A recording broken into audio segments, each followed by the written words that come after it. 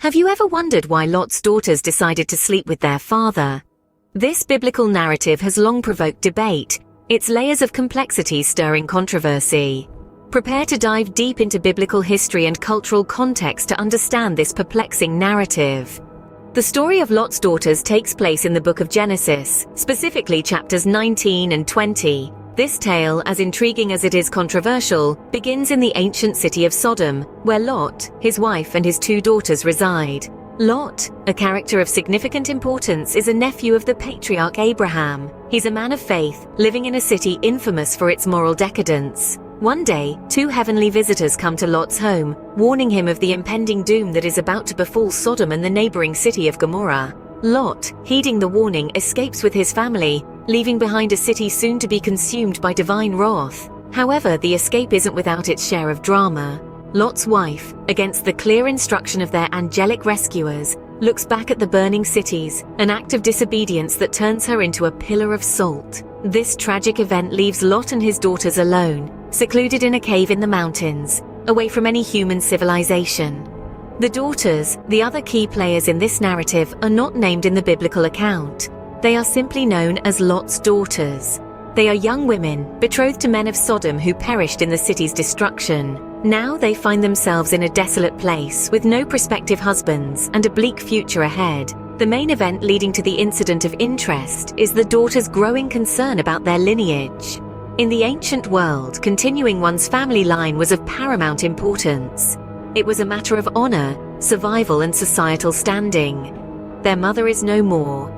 Their betrothed are dead, and they're stuck in a cave with their father, the only male presence around. This sets the stage for the controversial event that follows.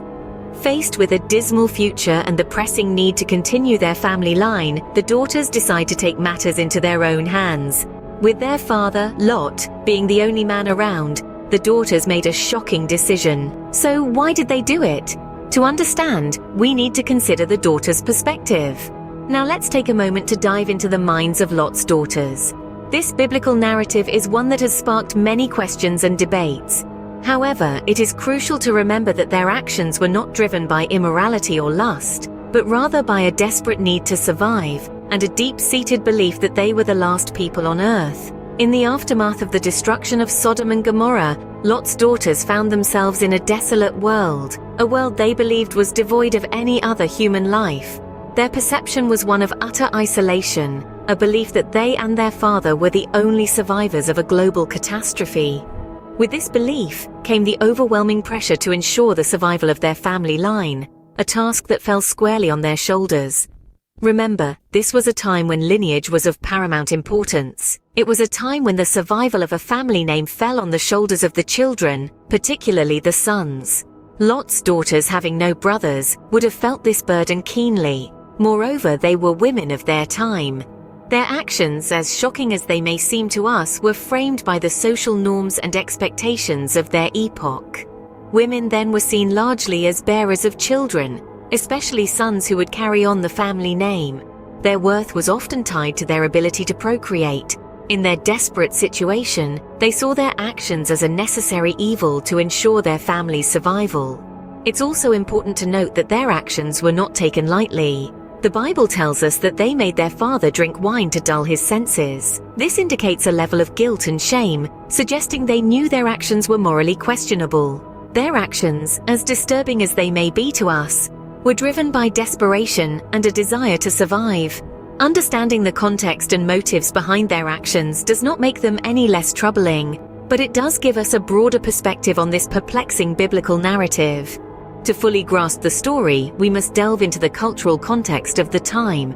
The ancient Near East, where our tale unfolds, was a world vastly different from ours. Its societal norms and values were dictated by survival, lineage, and honor. These priorities permeated every aspect of life, influencing decisions that, to our modern sensibilities, may seem quite perplexing. At the heart of this society was the importance of lineage. The continuation of a family line was paramount. It was a matter of survival, of ensuring the family's future existence. Lineage determined everything from status and wealth to power and influence. Without an heir, a family's legacy would crumble into the sands of time, forgotten and lost. In this context, Lot's daughters found themselves in a precarious situation. Their family line was at risk of extinction, a fate seen as worse than death itself. The desperate measures they took were driven by the urgency to preserve their family's lineage, a value deeply ingrained in their culture. And what about the role of women? Well, in the ancient Near East, women were primarily seen as bearers of children, especially sons, who would carry on the family name. Their value was often tied to their ability to produce heirs. Lot's daughters, in their cultural context, were fulfilling their societal roles, albeit in a manner that challenges our modern ethical standards. It's essential to remember that the values and norms of past societies are not a justification for actions, but rather provide a lens through which we can understand historical narratives. Judging past cultures by our contemporary standards, a practice known as presentism, can lead to misunderstandings and misinterpretations. So when we look at the actions of Lot's daughters, we must do so through the prism of their time and culture. Their decisions, while shocking to us, were shaped by the societal pressures and norms of their era. In their world, the daughters' actions could have been seen as a necessary evil. The consequences of their actions were far-reaching, affecting generations to come.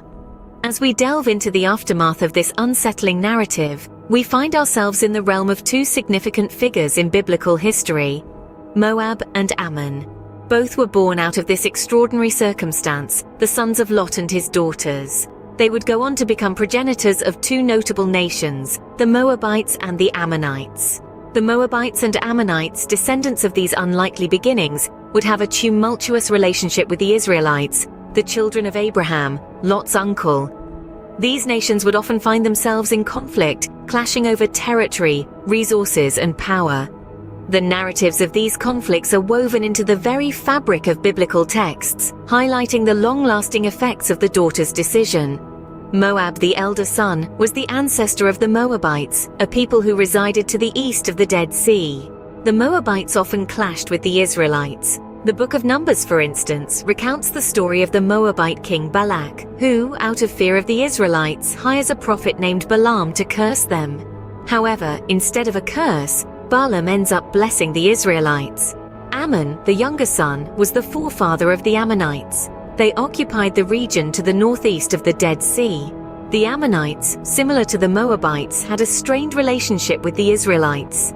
They were often at odds, resulting in frequent skirmishes and wars.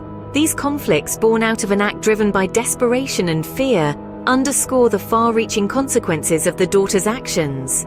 This narrative serves as a stark reminder of how the decisions we make can ripple through time, affecting not just our lives but the lives of those who come after us.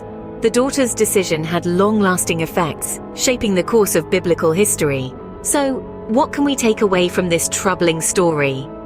Well, it's a tale that holds up a mirror to the complexities of human behavior, the desperate measures people sometimes resort to for survival, and most strikingly, the moral quandaries that can arise in the face of such circumstances. Let's start with survival. Lot's daughters were driven by the belief that they were the last people on Earth, a belief that led them to make choices that, to us, may seem unthinkable. It's a stark reminder of the lengths to which human beings can be pushed in the pursuit of survival. Next, the theme of morality, one that's deeply intertwined with the aforementioned survival instinct. This story, like many others in the Bible, doesn't shy away from presenting difficult moral dilemmas. The actions of Lot's daughters may be hard to comprehend, but they also force us to question what we would do if we thought we were the last people left alive. Finally, the complexity of human behavior. The narrative of Lot's daughters doesn't fit neatly into categories of right and wrong. Instead, it exposes the gray areas of human conduct, the spaces where survival instincts overlap with moral judgments, creating intricate patterns of behavior that can be difficult to unravel. This story, though troubling, is not an anomaly. The Bible is replete with narratives that reflect the complexities of human life, narratives that don't always provide clear-cut answers or moral lessons. Instead, they invite us to reflect, to question, and to engage in dialogue. It's a reminder that the Bible, like life itself, is filled with stories that challenge us, confound us, and ultimately make us think.